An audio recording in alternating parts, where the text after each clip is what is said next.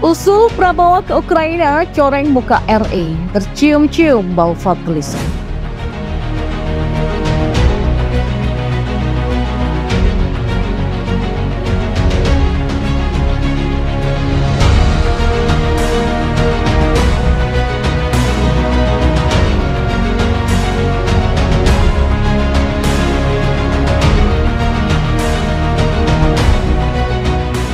Blunder, dan blunder. Itulah yang sedang terjadi pada Menteri Pertahanan Prabowo Subianto. Seperti yang sudah diberitakan di berbagai media nasional ataupun internasional dan juga jadi perbincangan di media sosial, Prabowo sebagai Menteri Pertahanan RI mengajukan usul terhadap konflik Rusia-Ukraina. Usulan itu disampaikan Prabowo di sebuah acara forum internasional di Singapura. Ada beberapa hal yang diusulkan oleh Prabowo kepada kedua belah pihak yang bertikai, Rusia dan Ukraina. Usulan Prabowo itu termasuk gencatan senjata, kedua belah pihak saling mundur 15 km dan dibuat zona demilitarisasi yang nantinya diawasi oleh PBB serta dibuat referendum di wilayah sengketa. Singkatnya begitu ya, ada gencatan senjata, ada zona demilitarisasi dan ada referendum di wilayah sengketa. Nah, usulan ini ditolak mentah-mentah oleh Ukraina. Penolakan ini langsung disampaikan oleh Menteri Pertahanan Ukraina Oleksiy Reznikov, menolaknya pun dengan cara yang gak enak ya.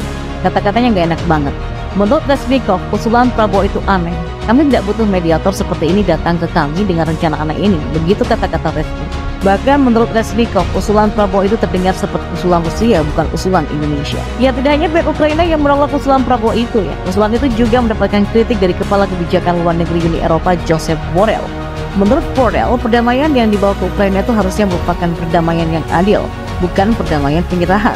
Maksudnya Josep Borrell ini dalam usulan Prabowo seakan-akan Ukraina dipaksa menyerah pada Rusia demi menuju perdamaian. Lalu kenapa mainan Ukraina sampai segitunya mengeluarkan kata-kata yang gak enak terhadap usulan Prabowo, dan juga muncul kritikan tajam dari Josep Borrell tadi ya. Padahal sebelumnya kan Presiden Jokowi sudah pernah berupaya untuk membawa jalan damai ke Rusia dan Ukraina dengan cara mengunjungi kedua negara itu. Waktu itu Presiden Jokowi menawarkan diri untuk menjadi penengah perantara perdamaian untuk keduanya, walaupun sampai sekarang belum berhasil ya. Namun tidak ada tuh kata-kata yang gak enak dari Rusia ataupun Ukraina waktu itu. Beda dengan reaksi Ukraina terhadap usulan Prabowo. Masalahnya adalah yang pertama, usulan gencatan senjata itu sudah berkali-kali disampaikan oleh berbagai pihak, namun gak ada hasilnya sampai sekarang. Jadi udah seperti usulan basi ya. Kedua, meminta pasukan Ukraina mundur 15 km itu memang sangat menyinggung perasaan Ukraina. Rusia ini kan sifatnya menginvasi Ukraina. Rusia menyerang negara orang di 4 provinsi, dan itu nama-nama provinsinya sudah disebut. Jadi kita menyebut jumlah aja ya, artinya kan itu wilayah Ukraina.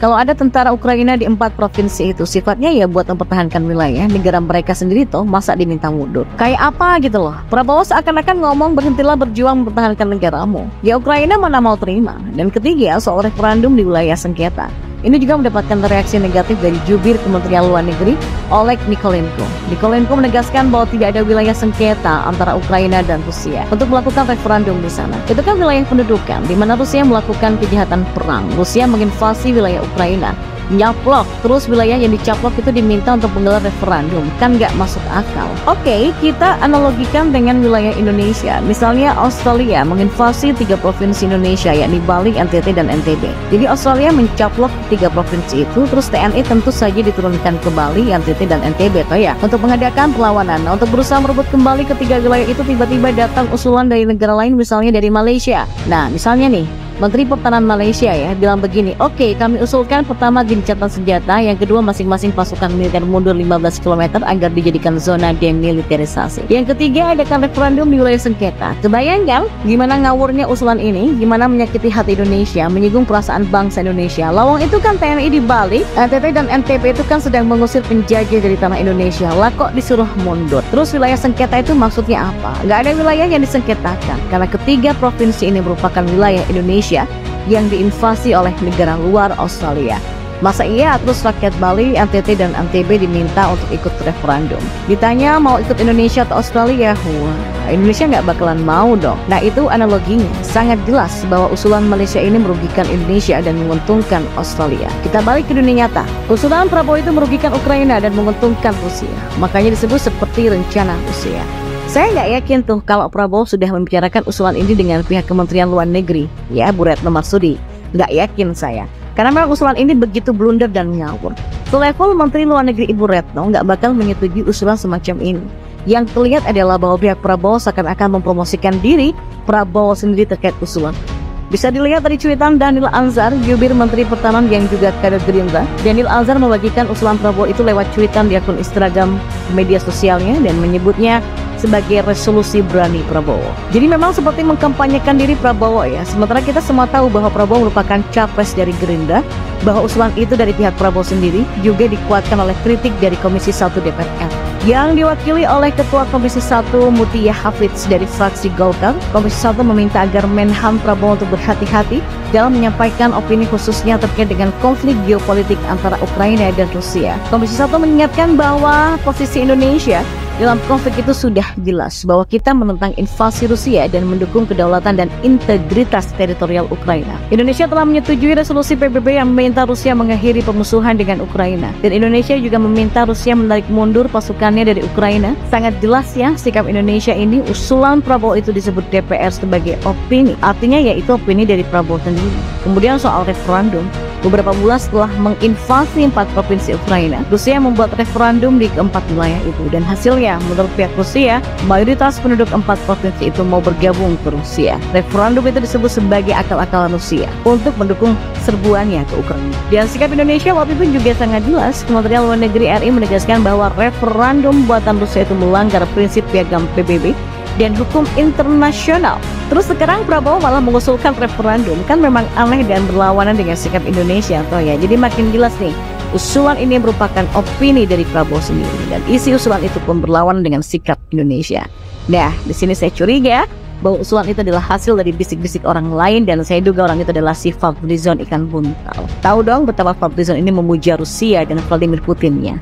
Dalam rekam jejaknya Fadlizon pada bulan Oktober tahun lalu ketika ada forum Parliamentary 20 yang merupakan rangkaian dari KTT G20, Fadlizon menyatakan bahwa pihak Rusia sudah siap untuk berdamai, sementara pihak Ukraina kelihatannya malah enggan.